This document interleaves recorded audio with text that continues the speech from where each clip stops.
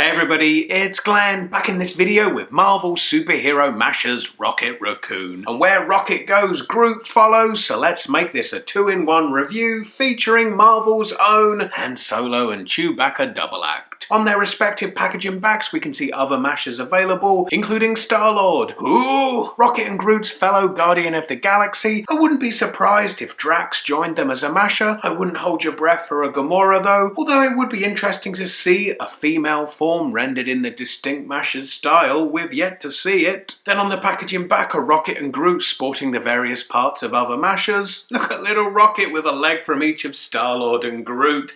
So here they are out of packaging. You know, for someone who has been around the Marvel block a time or two, if you'd have told me 10 years ago Groot and Rocket would become a staple of the Marvel brand alongside the likes of Spider-Man, I'd have never believed you. But here they are, ready to mash up parts with the great and good from the Marvel universe, and why not? Plus the lunacy of the concept of a walking tree and a talking raccoon lend themselves to the cartoony style of mashers. I do wish they'd have captured a bit more attitude in Rocket's head sculpt though, and while beefed up a bit to make him modular with other mashers, he is still quite diminutive, saving Hasbro some plastic, and as such, did Hasbro really need to hollow out his tail too? This plugs in and out of his tush, and really can be plugged into any of the ports around his body. His arm? Sure! This is probably what raccoons look like at Chernobyl. And now for Groot, and it seemed to me that when the Guardians movie came out, Hasbro expected every kid to take to Rocket, as he was much more visible in the merchandise, but unexpectedly it seems kids responded much more to Groot instead, so his inclusion as a masher is Hasbro playing catch up. And as we look at the back, the mossy green deco from the front is noticeably absent. When mashers debuted, the amount of articulation they had came as a pleasant surprise, but it is often par the course with Hasbro. The ankle pivot and hinges disappeared, and now it seems the shoulder hinge has gone the same way with both of these, only swiveling around at the shoulder. The recently released Carnage masher that I reviewed still had full articulation at the shoulder, but I imagine that's from reusing an older mold. By virtue of their uniqueness, Rocket and Groot are entirely new sculpts, and there it seems Hasbro are clawing back the budget for sculpting them by taking away some articulation. But they both still have rotating heads and neck hinges so they can look up and down, but I wouldn't be surprised if that's the point of articulation that bites the dust on any future releases. It's really a shame, but let's focus less on what they don't have and more what they do have. The best part of Groot is his extending arm, great to punch a foe, or Rocket.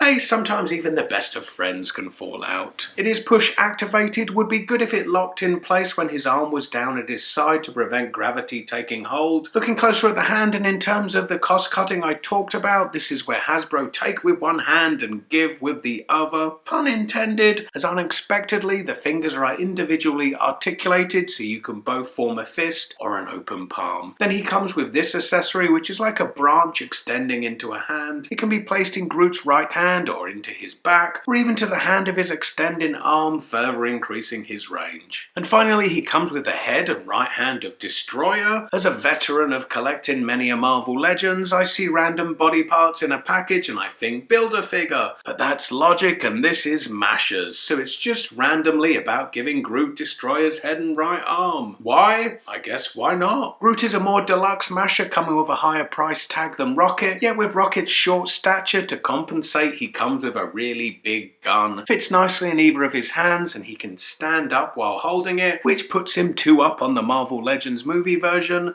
But just for giggles, let's stand the Legends one back up for a comparison, and further still bringing Groot both mashers and the Legends bath. Sure, Legends are bringing the movie realism, but can you mash the parts of them? Don't think so. And time for Rocket's revenge. For more mashers fun, click the video on the right. As ever, I sure would appreciate it if you could give this video a big I am Groot thumbs up, subscribe for more, and I hope to see you next time. Bye.